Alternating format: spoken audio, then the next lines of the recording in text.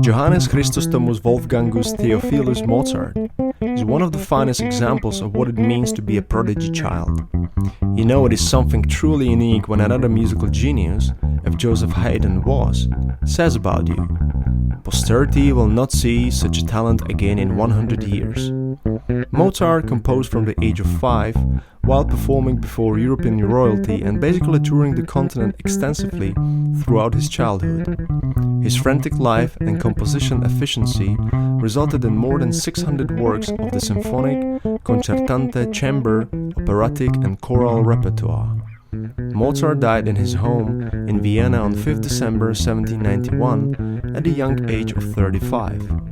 Despite his modest funeral arrangements and few mourners attending his burial, including Salieri, his fame rose substantially after his death. He became a true rock star of the classical world. So, what a bass player could get from Wolfgang Amadeus Mozart, right? What we can learn from the dude from the 18th century. The thing is, there's always something, to be taught by classical music. The first thing is abundance of great sounding phrases. So let's dig in what we just played. It's a Turkish March, melodic theme, and I played 3 main melodies. I skipped the fast part because it's quite technical. I think it's too much for the format of our lesson. So what we are playing here is these little phrases. We start with this.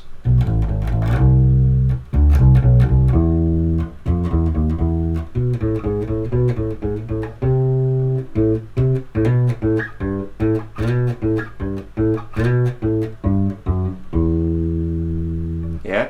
So let's dig into Mozart's style of phrasing. Look at the first phrase. So we play B, A, G sharp, A, and finish on a C. So it's basically A minor harmonic scale phrase. Many notes are coming from this scale. So it's A, B, C, D, E, F, and then you play G sharp step here, going to A. It gives it a bit like exotic and very distinctive melodic sound. So the first phrase sounds like this. What you can do, you can steal the phrase.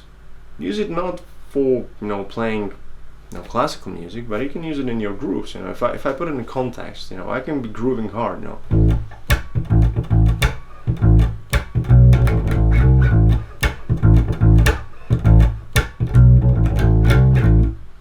You hear that sound? It's really cool.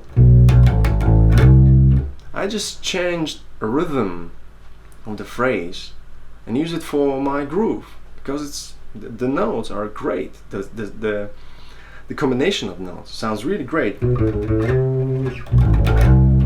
really love it. So that's the first phrase of the Turkish March theme. The second phrase, you play F, E, D sharp, and E.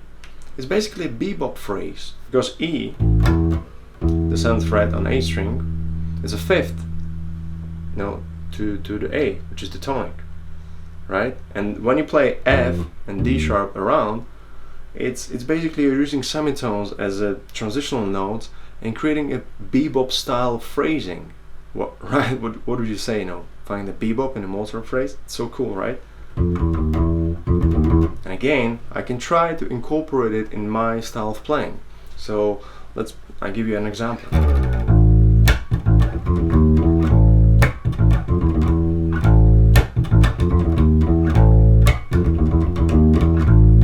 Sounds really cool, right? Intriguing.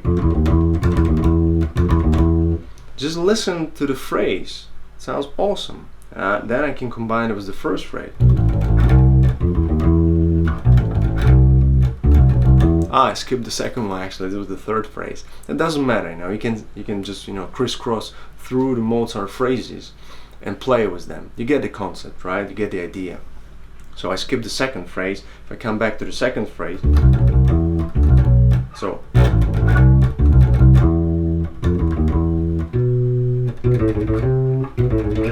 then I'm repeating, you know, the last phrase the same as the first phrase, but just octave higher, you know. So let's, you know, let's have fun with the second phrase as we skipped it. So what I tried to do, firstly I need to understand the melodic concept of the phrase. I try to sing along and get the notes, just hear them in my head, you know. Okay, I understand it now. There's a little melody, there's a little phrase, and then I try to basically steal it and use it for my purposes. Yeah, so I play.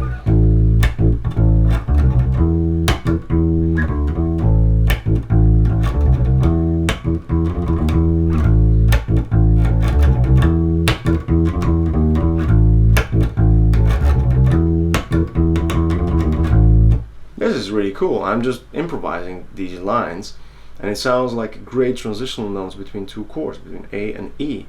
I love it, love it. This is really cool.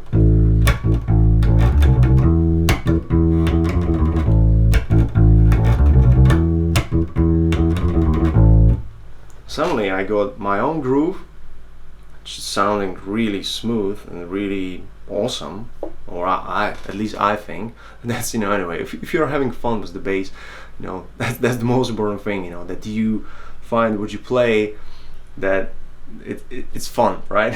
It's sounding awesome for your ears, you know, and then maybe if you're lucky, you know, it sounds great for somebody else who's listening. So I got this groove instantly just from the first 4 phrases of Mozart Turkish March.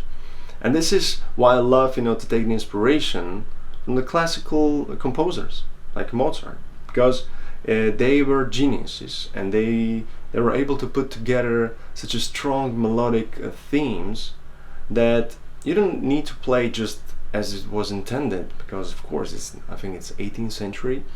That's quite, you know, a long time ago. But you can take the same approach, same melodies, play with them, rearrange them, and make them your own, and use them in your style of music.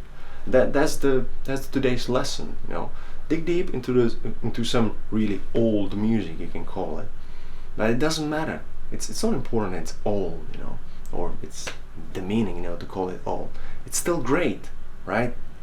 And you just use it, you know, in your way, and boom, it's all fresh and really cool again. So have fun with it and dig deep into the past.